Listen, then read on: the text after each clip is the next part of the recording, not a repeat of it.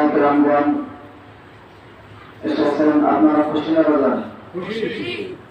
যদি খুশি হন তাহলে এরকম ইসলামী প্রোগ্রাম প্রত্যেক মাসে মাসে হোক, এটা আপনারা চান? আপনাদের মাঝে যিনি হুজুর এসেছেন হাফেজ মাওলানা হোসেন আহমদ সাহেব, উনি অত্যন্ত বিচক্ষণ একজন মানুষ, অত্যন্ত মেহনতি পরিশ্রমী একজন মানুষ, ঠিক আছে? তো উনি ওনাকে সহযোগিতা করবেন আপনারা, ইনশাআল্লাহ আপনাদেরকে উনি অনেক কিছু উপহার দেবেন। উনি কিন্তু একাই কিছু করতে পারবেন না, যদি ওনার সঙ্গে আপনারা একটু সহযোগিতা করেন তাহলে ইনশাআল্লাহ অনেক কিছু আপনাদেরকে উপহার দেবেন। যাই হোক, আমরা ইনশাআল্লাহ ইসলামী বয়ান প্রত্যেক মাসে হোক চাইবো ইনশাআল্লাহ, তাহলে হুজুরকে আমরা সহযোগিতা করবো আর বেশি বেশি দোয়া করবো এই ইসলামী বয়ানটা যেন প্রত্যেক মাসে হয়। আর এই ইসলামী বয়ানের ওসিলায় যেন এলাকা থেকে সমস্ত শিরক বিদআত কুসংস্কার দূর হয়। সকলে বলেন আল্লাহুম্মা আমিন। নাহমাদুহু ওয়া নাস্তাঈনুহু ওয়া নাস্তাগফিরুহু ওয়া নাউযু বিল্লাহি মিন শুরুরি আনফুসিনা ওয়া মিন সাইয়্যাতি আ'মালিনা মান ইয়াহদিল্লাহু ফালা মুদিল্লা লাহু ওয়া মান ইউদ্লিলহু ফালা হাদিয়া লাহু। ونشهد أن لا إله إلا الله وحده لا شريك له ونشهد أن سيدنا ونبينا وشفيعنا وحبيبنا ومولانا محمد وصلى الله عليه وعلى آله وأصحابه أجمعين الذي أرسله بالحق بشيرا ونذيرا وداعيا إلى الله بإذنه وسراجا منيرا. فقد قال الله تعالى في كلامه المجيد والفرقانه الحميد: أعوذ بالله من الشيطان الرجيم. بسم الله الرحمن الرحيم. قل اللهم مالك الملك تؤتي الملك من تشاء. قل اللهم مالك الملك تؤتي الملك من تشاء وتنزع الملك ممن تشاء وتعز من تشاء وتذل من تشاء بيدك الخير إنك على كل شيء قدير. وقال رسول الله صلى الله عليه وسلم: من رأى منكم منكرا فليغيره بيده فمن لم يستطع فبلسانه فمن لم يستطع فبقلبه وذلك أضعف الإيمان. وقال الشاعر رحمه الله تعالى: توحید کی امانت سینوں میں ہے ہمارا آسان مٹانا. صدق الله العظيم وصدق على رسوله النبي الكريم ونحن على ذلك من الشاهدين والشاكرين والحمد لله رب العالمين. সম্মানিত হাজিরিন, আমরা সর্বোত্তম সম্মান বললাম মহান আল্লাহ সুবহানাহু ওয়া তাআলা দরবারে লাখো কোটি শুকর ও সুজুদ আদায় করেছি যে মহান বলিয়ান সর্বশক্তিমান মহান আল্লাহ সুবহানাহু ওয়া তাআলা আমাদেরকে সালাতুল ইশা নামাজ আদায় করার পর পবিত্র একটি মজলিসে বসার তৌফিক দিয়েছেন জন্য আমরা সকলে বলছি আলহামদুলিল্লাহ। সংক্ষিপ্ত আকারে হুজুর আকরাম সাল্লাল্লাহু আলাইহি ওয়াসাল্লামের শানে দরুদ ও সালাম পেশ করছি। সকলে বলি সাল্লাল্লাহু আলাইহি ওয়াসাল্লাম। মুহতারাম হাজির, এটা হলো ইসলামী বয়ান। আমার পূর্বে একজন বিশেষজ্ঞ আলেম, ডক্টর আলেম আপনাদের সামনে অনেক মূল্যবান কথা বলেছেন। এই কথাগুলো অনুযায়ী সামনে ইনশাআল্লাহ আমরা কামিয়াব। আর কথা বলা হবে না। তারপরে যেহেতু একটা অনুষ্ঠানের একটা মূল নীতি আছে, সেই মূল নীতিকে রক্ষা করার জন্য আমরা এখানে বসেছি। ইনশাআল্লাহ যতক্ষণ চলে আসলে বেশিক্ষণ না, 10টার মধ্যে শেষ হয়ে যাবে। তারপর ইনশাআল্লাহ 10টা পর্যন্ত আমি আছি, আমার মুরব্বী হুজুর আছে, তিনি দোয়া করে দেবেন। ইনশাআল্লাহ 10টার মধ্যে মাত্র 45 মিনিট বা 1 ঘন্টা থাকবে ইনশাআল্লাহ। আমরা অনেক দূর থেকে এসেছি, আমরা অনেক মেহমান। মেহমানকে রেখে সবাই চলে যান, তাহলে এটি ভালো হবে। এজন্য যতক্ষণ আমরা আছি ইনশাআল্লাহ সকলে থাকার চেষ্টা করবেন ইনশাআল্লাহ। একদম শেষ মোবারক পর্যন্ত হুজুর আমাদের সামনে আছেন। অনেক বিশ্বকর্মা আলম তিনি, নব্য আলম, অনেক বৈঠক আলম তিনি। আপনাদের জন্য দোয়া করবে। আমরা সকলে ইনশাআল্লাহ শেষ পর্যন্ত থাকবো। তো আমি কয়েকটি কথা বলবো, কয়েকটি আমল দেবো ইনশাআল্লাহ। এই আমলগুলো যদি আমরা আমল করি, নিজের জীবনে আমরা নিয়ে আসতে পারি ইনশাআল্লাহ, ইহকাল এবং পরকাল উভয় জাহানে আমাদের জন্য কামিয়াব হবে। আমি সর্বপ্রথম একটা কথা বলি, এই সারা বিশ্বের মালিক বলতে কে? আল্লাহ। এই সার্বভৌমত্বের মালিক কে? আল্লাহ। আসমান জমিন, 7 আসমান 7 জমিন সহকারে যাহা কিছু আছে, আল্লাহ পাক সুবহানাহু ওয়া তাআলার সৃষ্টি জগতে যাহা কিছু আছে সব কিছু একমাত্র আল্লাহ তাআলা। সব কিছু আল্লাহ তাআলার। আমি যে আয়াত তেলাওয়াত করেছি সূরাতুল আলে ইমরান 26 নম্বর আয়াত, এই আয়াত আল্লাহ পাক সুবহানাহু ওয়া তাআলা বলেন, কুল্লাহুম্মা মালিকাল মুলক নবী আপনি বলে দিন, এই সার্বভৌমত্বের মালিক, এই সার্বভৌমত্বের রাজত্বের মালিক একমাত্র আল্লাহ। এই সার্বভৌমত্বের রাজত্বের মালিক কে? আল্লাহ। এই সার্বভৌমত্বের রাজত্বের মালিক হলেন আল্লাহ। সেই রাজত্বকে পরিচালনা করার জন্য মাঝে মাঝে আল্লাহ তাআলা তার কিছু বান্দাকে বসিয়ে দেন, ক্ষমতার চেয়ারে বসিয়ে দেন। তারা বুঝতেছেন, এই রাজত্বকে চালানোর জন্য আল্লাহ তাআলা তার কিছু বান্দাকে ক্ষমতায় বসিয়ে দেন। ঠিক আছে? ক্ষমতায় বসিয়ে দেওয়ার পর যদি ওই বান্দা তার ক্ষমতা অনুযায়ী ভালো রেজাল্ট করতে পারে, আল্লাহ আইন অনুযায়ী তার ক্ষমতা বাস্তবায়ন করতে পারে, তার ওই বান্দাকে আল্লাহ তাআলা তার সম্মান দিন দিন বাড়িয়ে দেয়। সুবহানাল্লাহ। কুল্লাহুম্মা মালিকাল মুলক তুতিল মুলকা মান তাশা। আল্লাহ বলে, এই সার্বভৌমত্বের মালিক হলাম আমি, আর এই রাজ্যকে পরিচালনা করার জন্য আমি যাকে ইচ্ছা তাকে ক্ষমতার চেয়ারে বসিয়ে দেব। ঠিক না?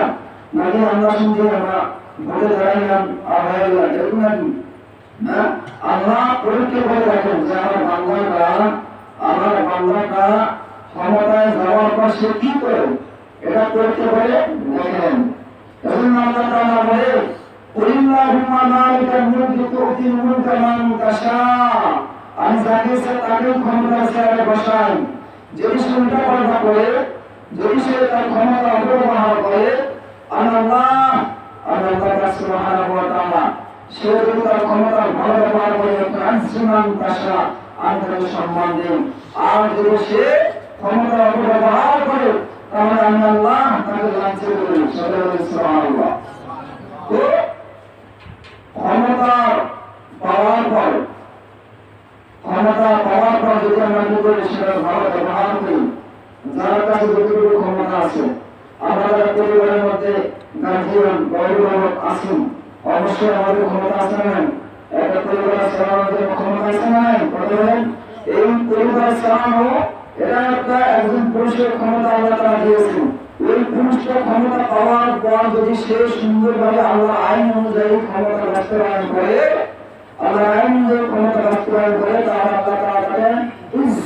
কাশা, আল্লাহ তাআলা তাকে ইজ্জত দেবে, সম্মান দেবে।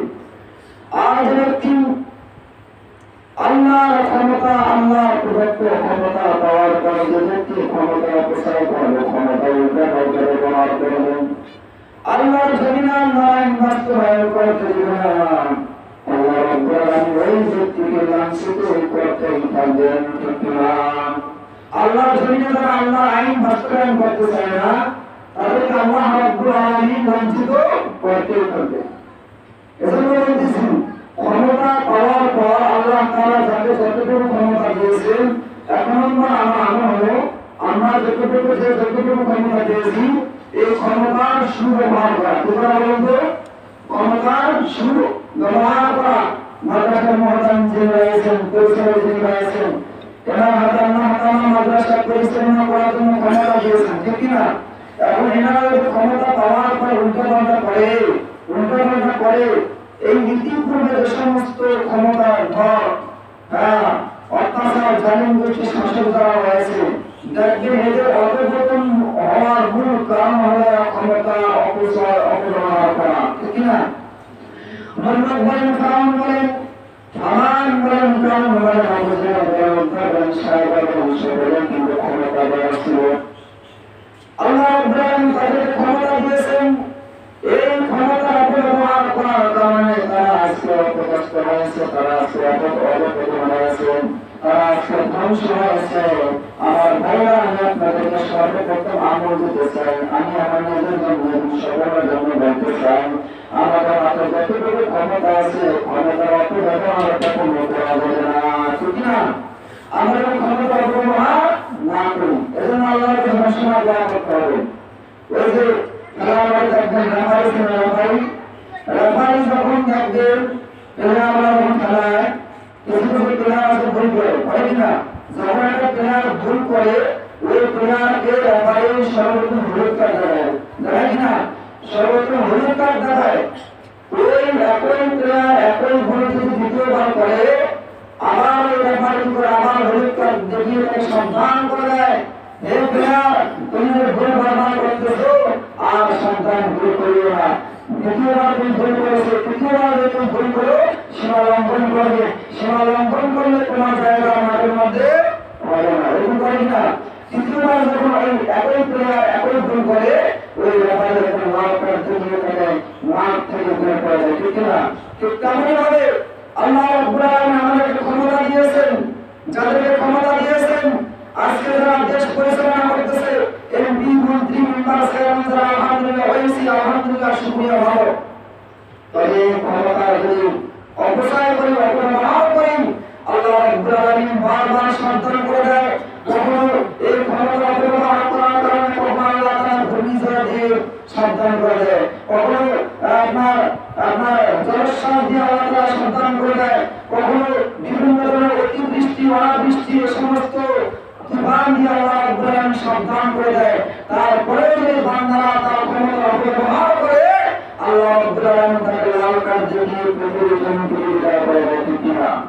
যেমনই ভাবে নমরুদ হয়েছে, যেমনই ভাবে হামান হয়েছে, যেমনই ভাবে ফেরাউনের হয়েছে।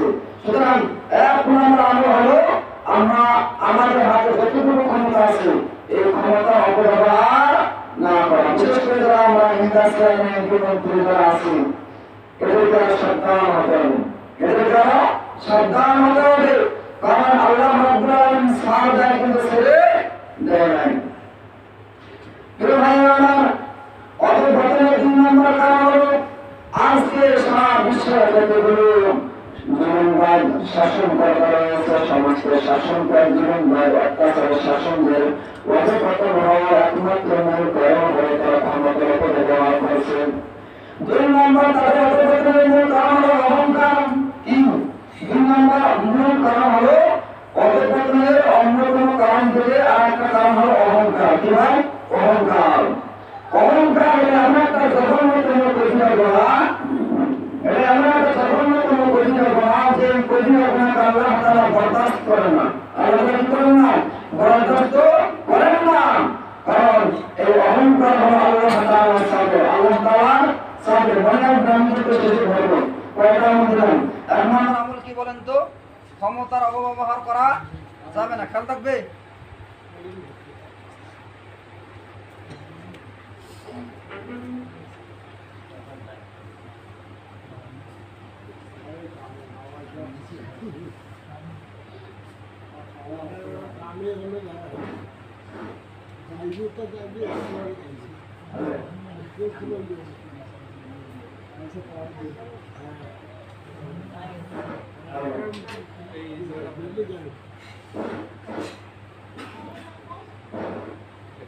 ভাই এক নাম্বার কারণ কি? ক্ষমতার অপব্যবহার করা। আল্লাহর কাছে আমরা দোয়া করব, আল্লাহ আমাদেরকে তুমি যতটুকু ক্ষমতা দান করেছো এই ক্ষমতার অপব্যবহার যেন আমাদের দ্বারা না হয়।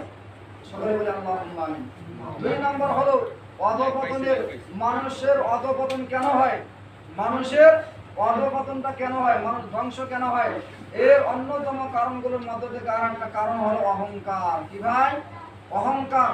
অহংকার এমন একটা জঘন্যতম কবিরা গুনাহ যেটা আল্লাহ তাআলা কখনো বরদাস্ত করেন না। যে অহংকার বান্দারা করবে ওই বান্দার অধঃপতন নিশ্চিত, এর মধ্যে কোনো সন্দেহ নাই।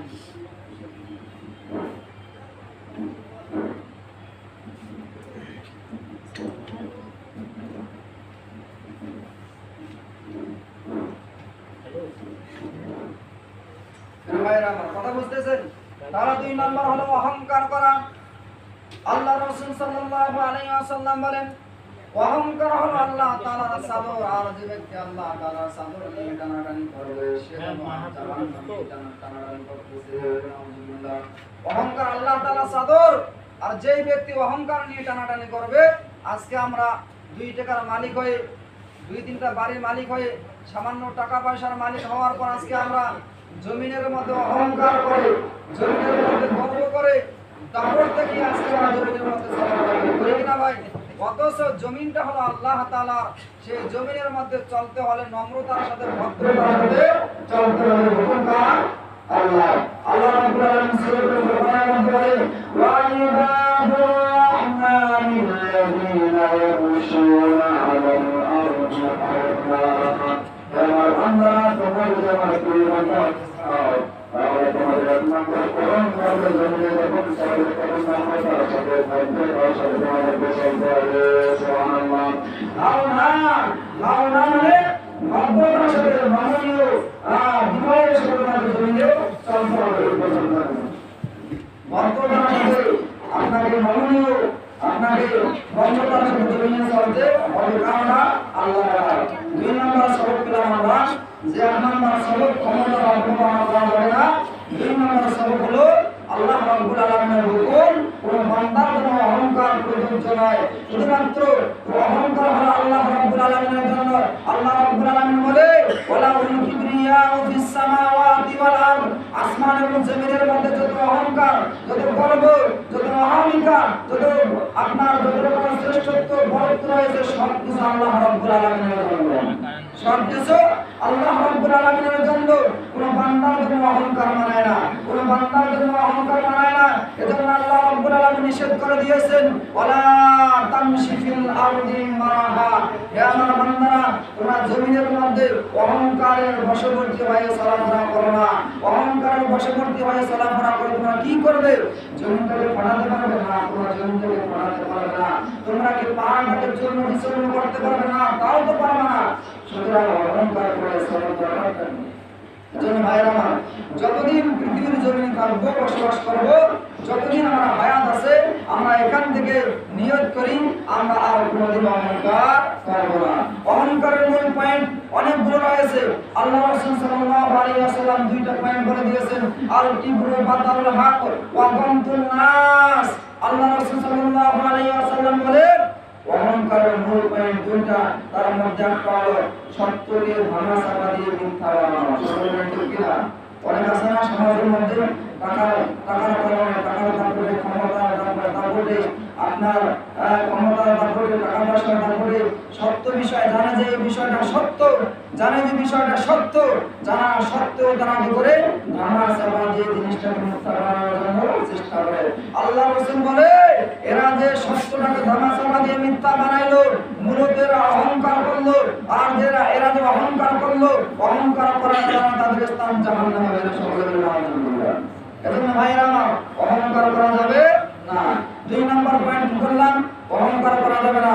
অন্য হাদিসের মধ্যে আল্লাহ রাসূল সাল্লাল্লাহু আলাইহি ওয়াসাল্লাম বলে, যে ব্যক্তি অহংকার করলো সে যেন কুকুরের মতো, সে যেন শুয়োরের মতো, নাউযুবিল্লাহ, হাত্তা লাহু আমরুন আলাইহিম মিন কালবিন ওয়া খিনজির। যে ব্যক্তি অহংকার করে চলাফেরা করলো, যে ব্যক্তি দাম্ভিকতার সাথে চলাফেরা করলো, সে হলো কুকুরের মতো, সে হলো শুয়োরের মতো। সকলে বলে নাউযুবিল্লাহ। বলেন তো, আমরা কি কুকুরের মতো বা শুয়োরের মতো হতে চাই? চাই। অথচ আল্লাহ রাব্বুল আলামিন আমাদের কত সম্মান দিয়েছেন। আল্লাহ রাব্বুল আলামিন বনি ইসরাঈলের মধ্যে বলেন, ওয়া লাকাদ কাররামনা বানি আদম। আল্লাহ রাব্বুল আলামিন বলেন, যত মাখলুক হয়েছে সমস্ত মাখলুকের সর্বশ্রেষ্ঠ মাখলুক হলো একমাত্র মানুষ। সুবহানাল্লাহ। ওয়া লাকাদ কাররামনা বানি আদম। আল্লাহ বলে, আমি বনি আদমকে এমন সম্মান দিয়েছি যে সম্মানটা অন্য কোনো মাখলুককে আল্লাহ রাব্বুল আলামিন দেয় না।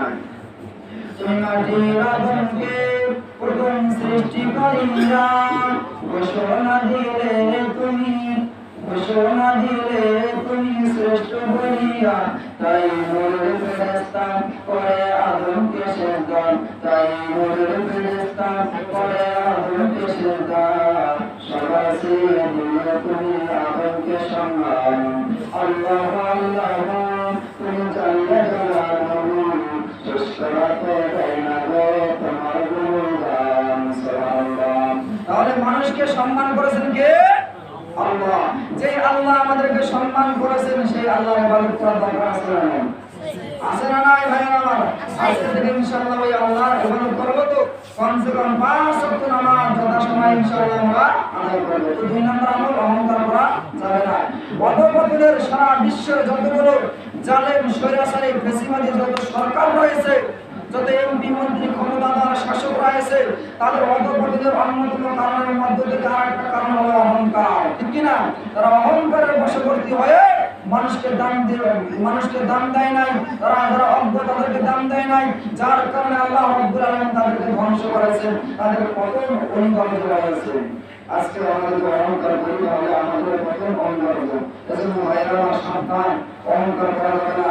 একজন মানুষ কিছুই জানে না, কিন্তু আমি অনেক বড় ডাক্তার, আমার ডাক্তার হয়েছে, কি হয়েছে? ওই অজ্ঞ ব্যক্তিকে আল্লাহ রাব্বুল আলামিন যেহেতু সম্মান দিয়েছেন, আমাকে সম্মান দিতে হবে। ঠিক কি না? আমি অনেক বড় মুতামিম, আমি অনেক বড় হুজুর, কিন্তু আরেকজন সাধারণ মানুষ কিছুই জানে না, আমি বড় হুজুর হয়েছি, তাতে কি হয়েছে? আল্লাহ রাব্বুল আলামিন ওই সাধারণ মানুষকে সম্মান দিয়েছে, আমাকেও সম্মান দিতে হবে।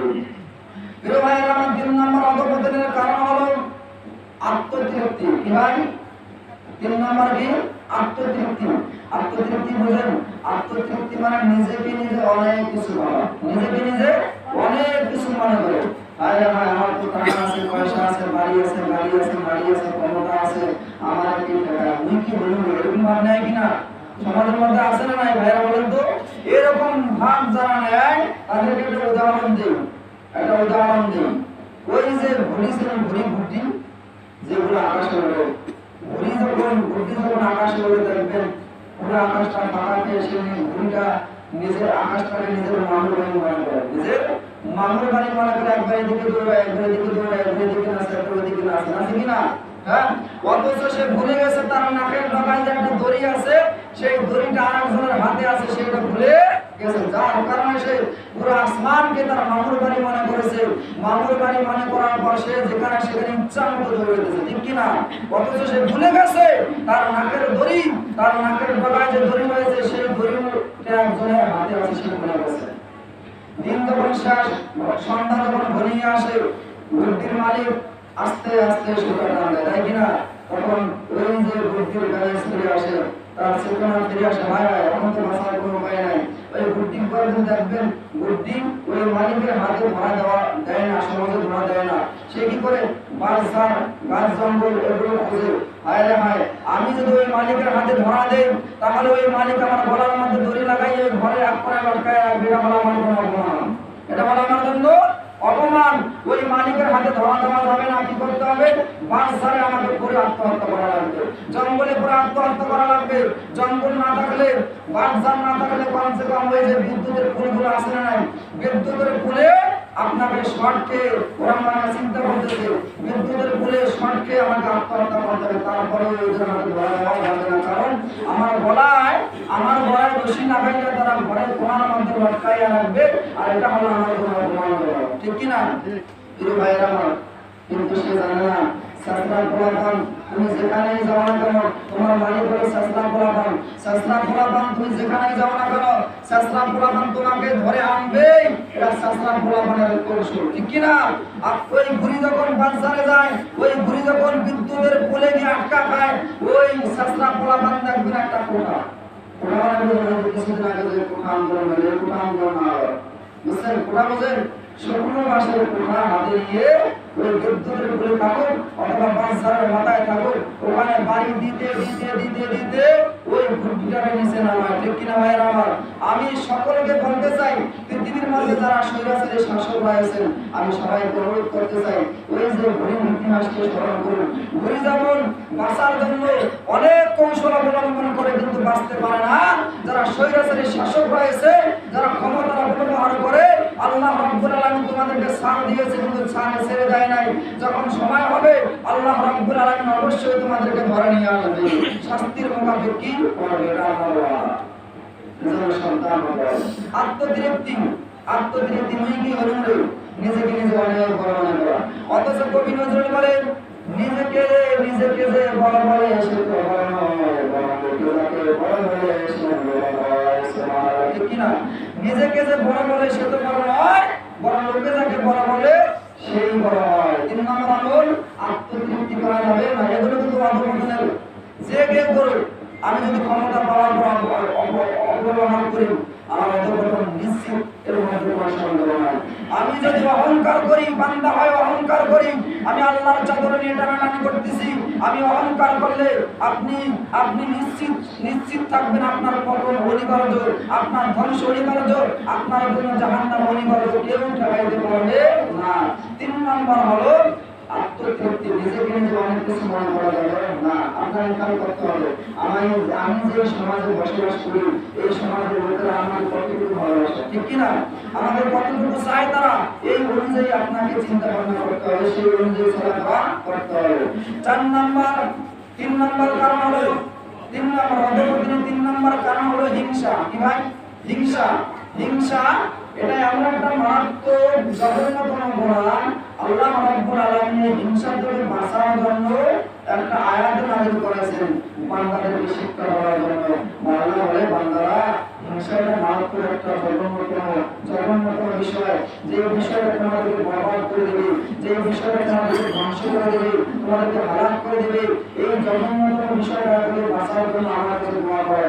অমিন শাররি হাসিদিন ইযা হাসাদ। সুবহানাল্লাহ বলবেন না? কে শিক্ষা দিচ্ছে?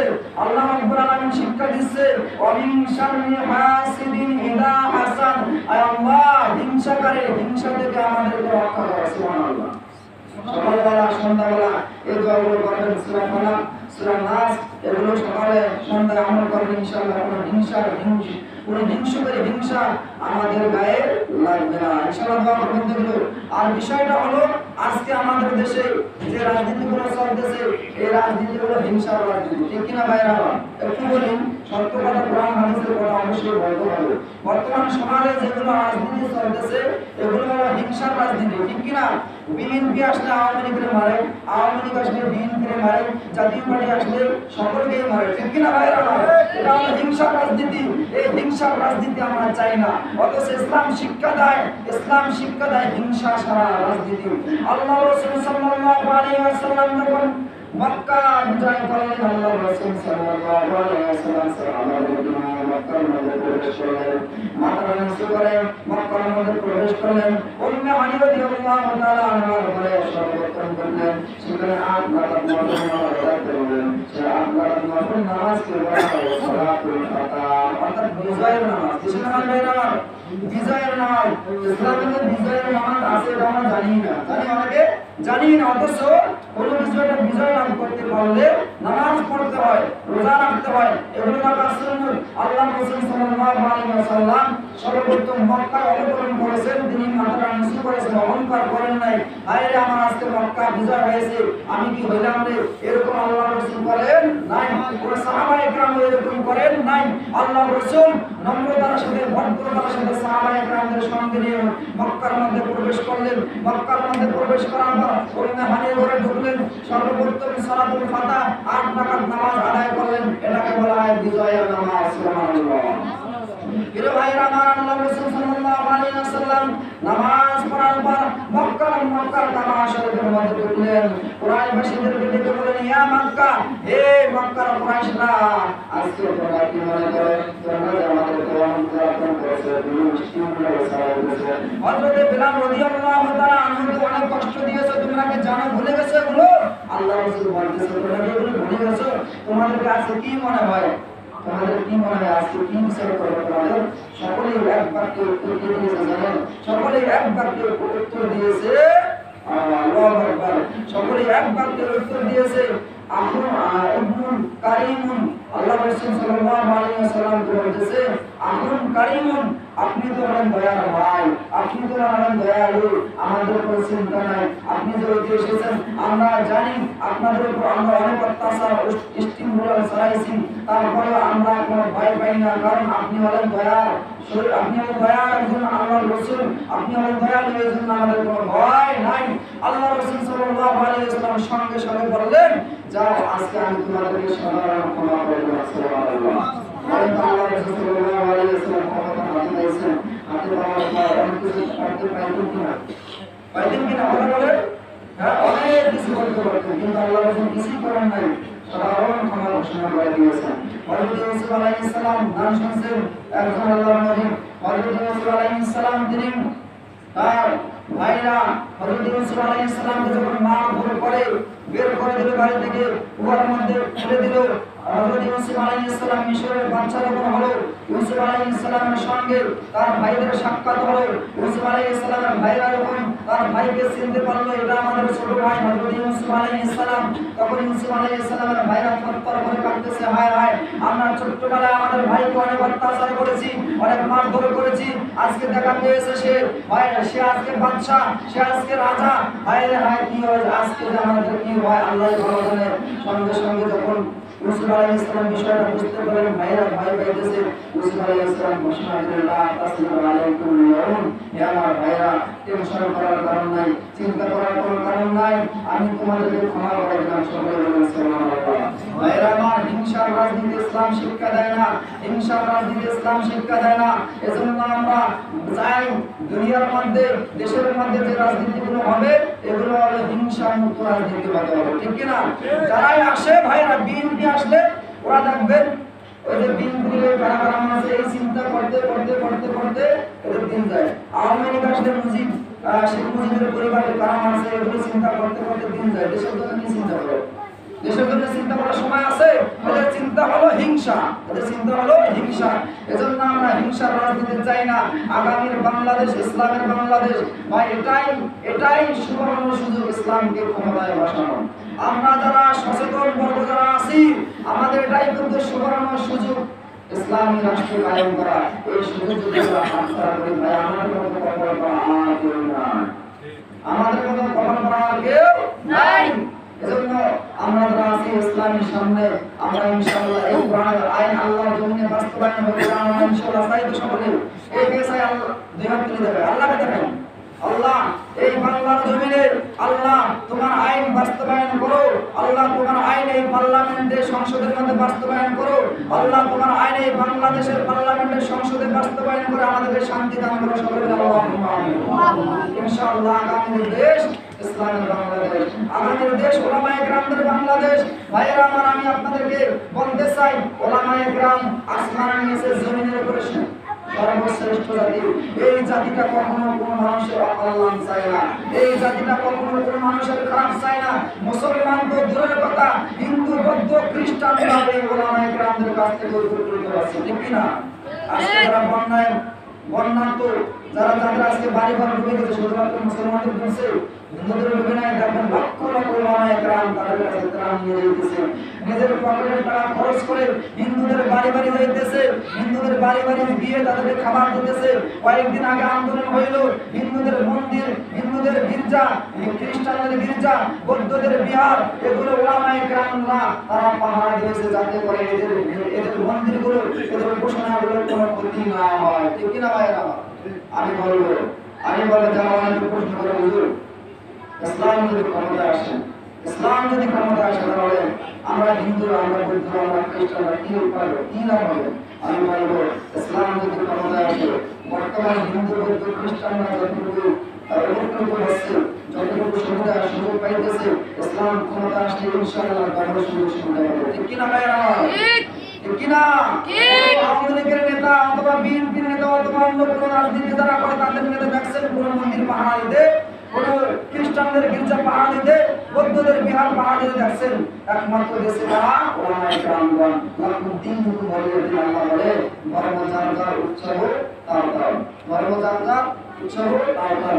একটা জাতীয়ভাবে স্লোগান দেওয়া হয়েছে বর্তমান, ধর্ম যার যার উৎসব সবার সকলের জন্য আলহামদুলিল্লাহ। ধর্ম যার যার উৎসব সবার, এটা হলো কুফরি স্লোগান, এটা হলো কুফরি স্লোগান, এই স্লোগান দেওয়া যাবে না। সুতরাং 3 নম্বর আমল হলো আমরা হিংসা করব না। যে ব্যক্তি হিংসা করবে, যে ব্যক্তি হিংসা করবে মনে করতে হবে তার পতন, তার ধ্বংস কেউ ঠেকাইতে পারবে না। 1 নম্বর আমল কি ভাই? কথা বলেন। ইসলামী ভাই না শিক্ষা শুরু করেছেন। 1 নম্বর আমল কি? কথা বলেন না, বুঝে গেছেন? ক্ষমতার অপব্যবহার করা যাবে না।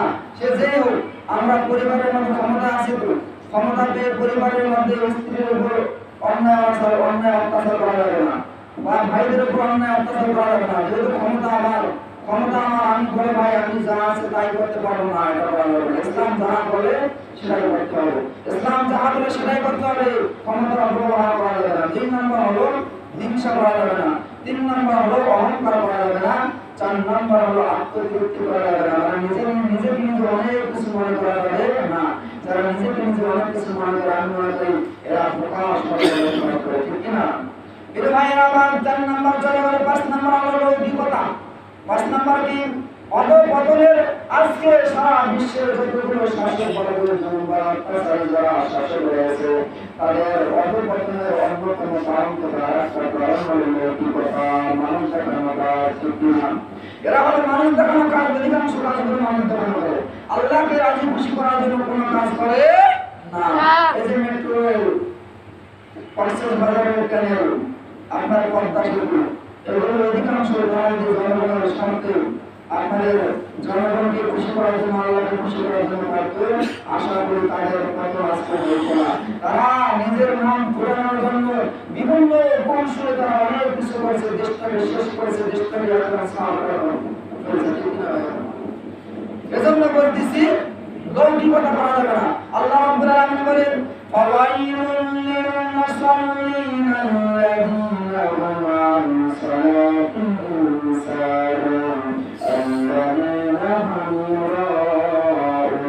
আল্লাহ রাব্বুল আলামিন ধ্বংস হবেন সমস্ত মুসলিম যারা মানুষকে দেখানোর জন্য নামাজ পড়ে, যারা নামাজের মধ্যে শরীরের লক্ষ্য প্রদর্শন করে, তারা হলো ধ্বংস।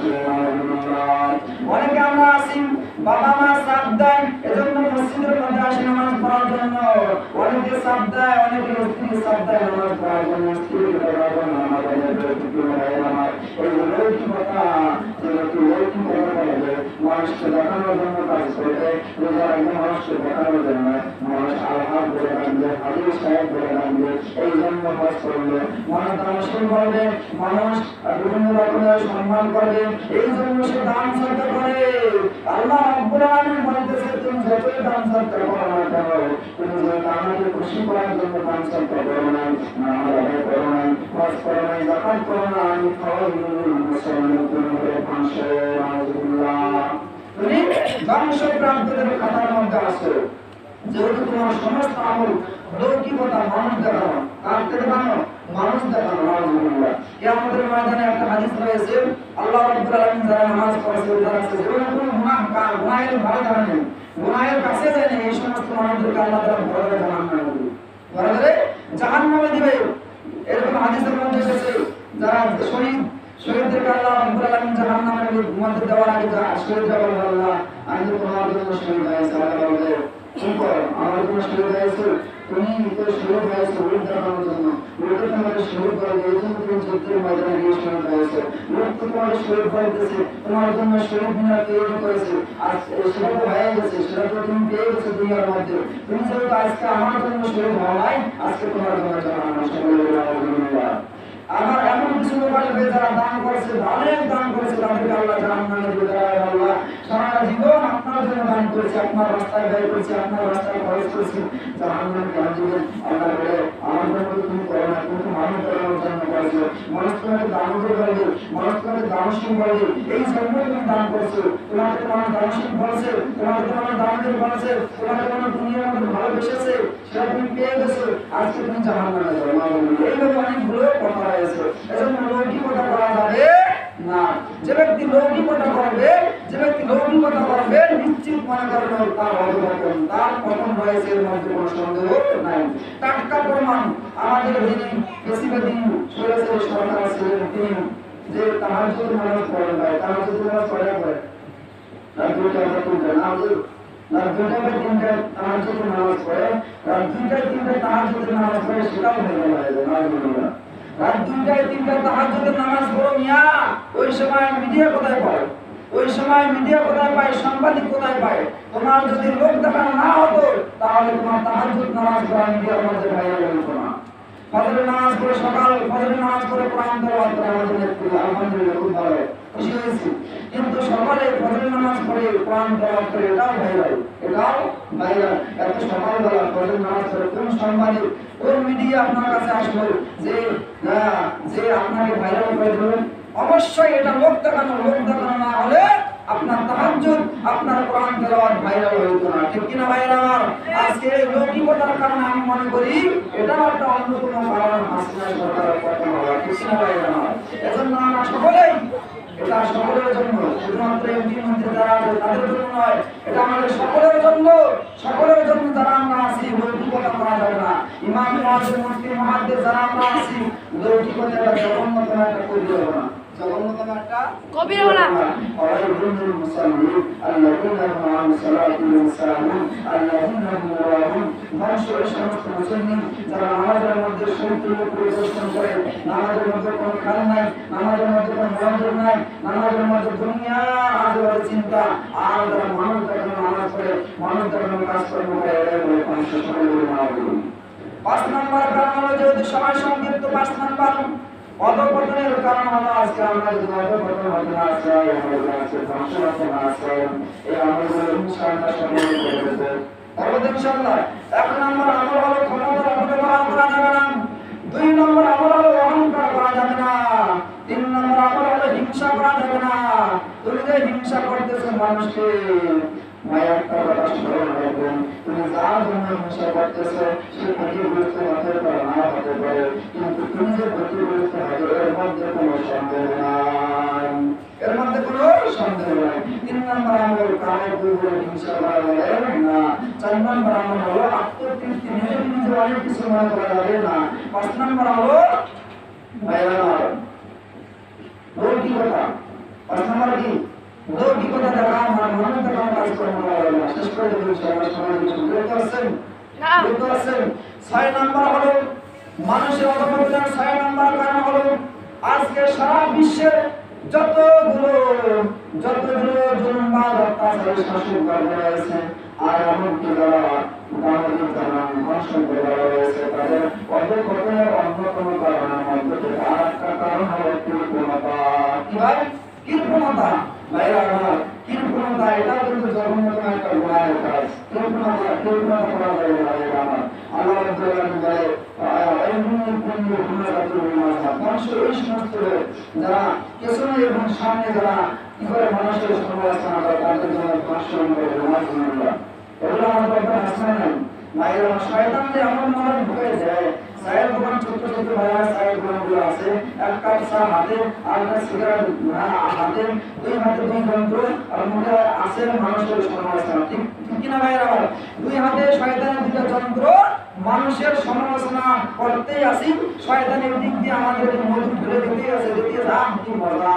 মানুষের সমালোচনা করতে কি মজা, অমুক আজকে অমুক করলো, অমুক আজকে অমুক করলো, অমুকের মেয়ে অমুকের ছেলেকে নিয়ে ভাবলো, অমুকের ছেলে অমুকের মেয়েকে নিয়ে ভাবলো, আয় অমুকের ছেলেটাকে আমি খুব ভালো মনে করেছিলাম, তারপরে আজকে এরকম একটা কাজ হয়ে গেল আমি কল্পনাও করতে পারিনি। এরকম বলি কিনা ভাইয়ের আমার?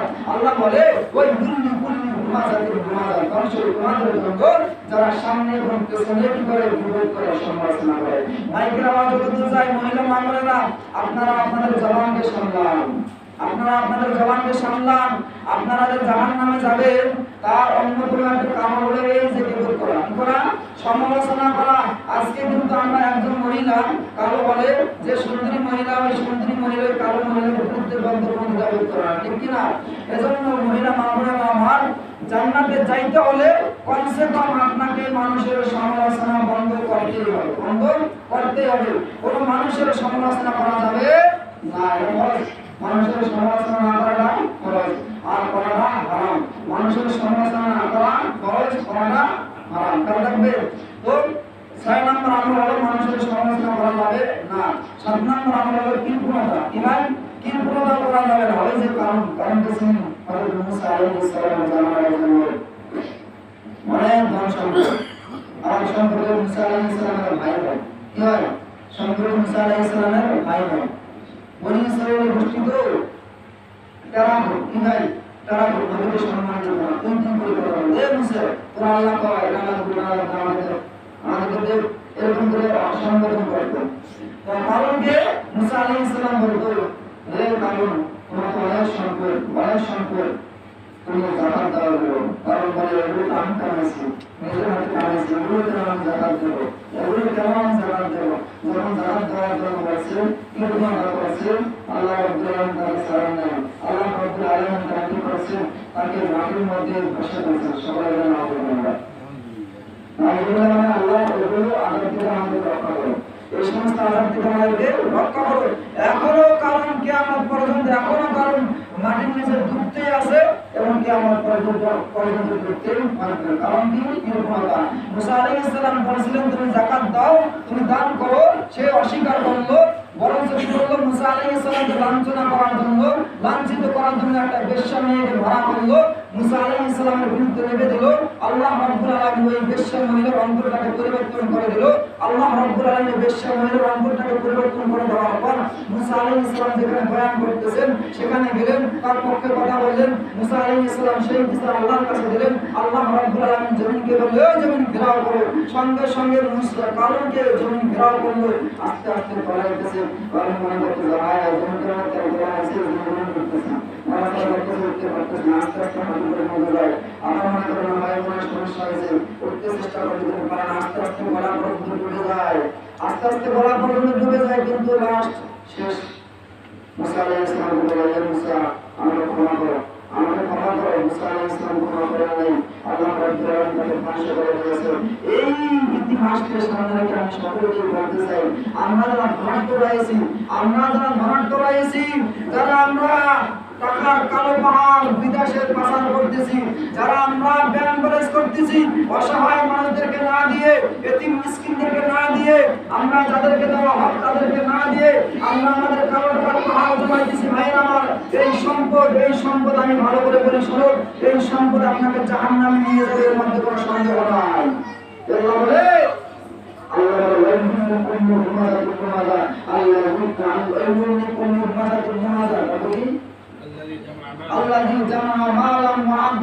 আল্লাহ বলে যারা টাকা পয়সা জমা করে এবং গণনা করে, টাকা পয়সা জমা করে এবং করে গণনা করে, আল্লাহ জামা মালাম মুআদ্দাদা ইয়াহসাবু আন্না মালাম মুআদ্দাদা, তারা মনে করে এই সম্পদ আমার কাছে চিরস্থায়ী, এই সম্পদ আমাকে সুখ দেবে, এই সম্পদ আমাকে শান্তি দেবে। আল্লাহ বলে কাল্লা লা ইউনবাদান্না ফিল হুতামা, আল্লাহ বলে না, এই সম্পদ তোমাকে সুখ দিতে পারবে না, এই সম্পদ তোমাকে চিরস্থায়ী শান্তি দিতে পারবে না, বরং এই সম্পদ তোমাকে এমন একটা জাহান্নামে নিয়ে যাবে।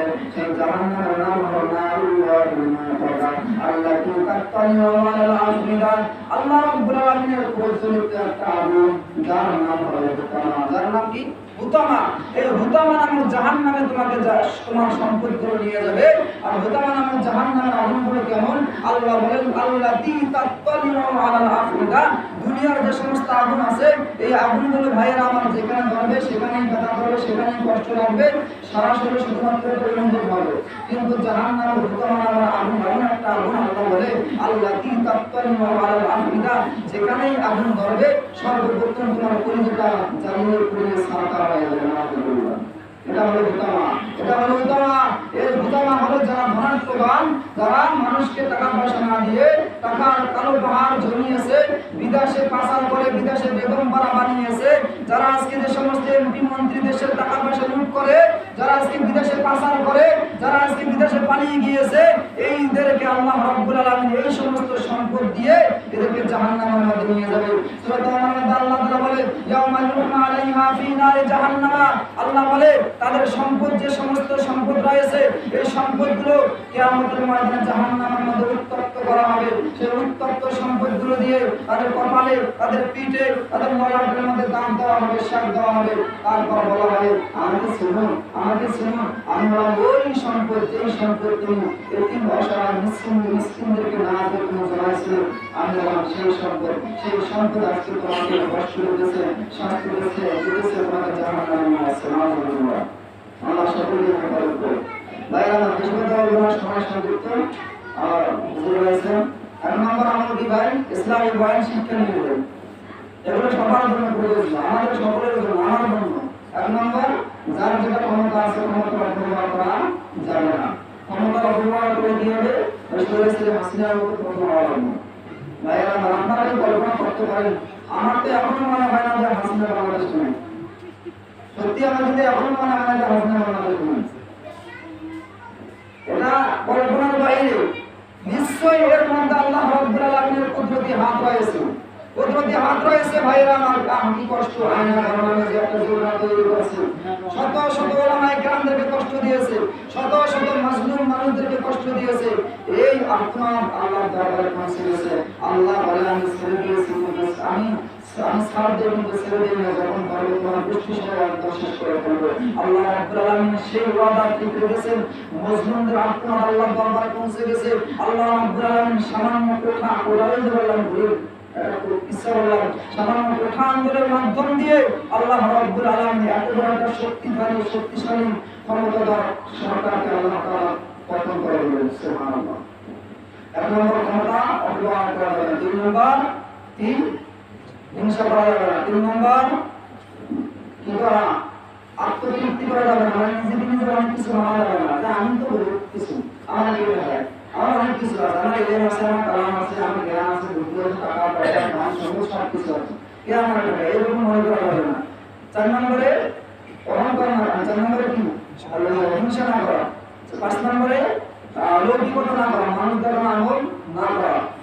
6 নম্বরে এটা মানুষের জীবন সেটা এগুলো না করা। আর তাহলে মানুষের জীবন, মানুষের সমালোচনা প্রশ্ন করা না, যেন অপরাধ সামনাসামনি করা, অথবা তাকে ছোট করা, নিয়োগ করে এমন কিছু বলা, এটা আরো মারাত্মক না। এটা আরো কি মারাত্মক না? পেছনে সে আছে কিন্তু সে শুনতেছে না, এটার দ্বারা তেমন একটা কিছু হবে না, অপমানিত হবে না, লাঞ্ছিত হবে না। কিন্তু ওই লোকটা আপনার সামনে আছে, ওই লোকটাকে দেখে দেখে আপনি কি মারতেছেন, পিস মারতেছেন, এমন কিছু কথা বলতেছেন যার দ্বারা সে অপমানজনক মনে হচ্ছে, যার দ্বারা সে লাঞ্ছিত মনে হচ্ছে।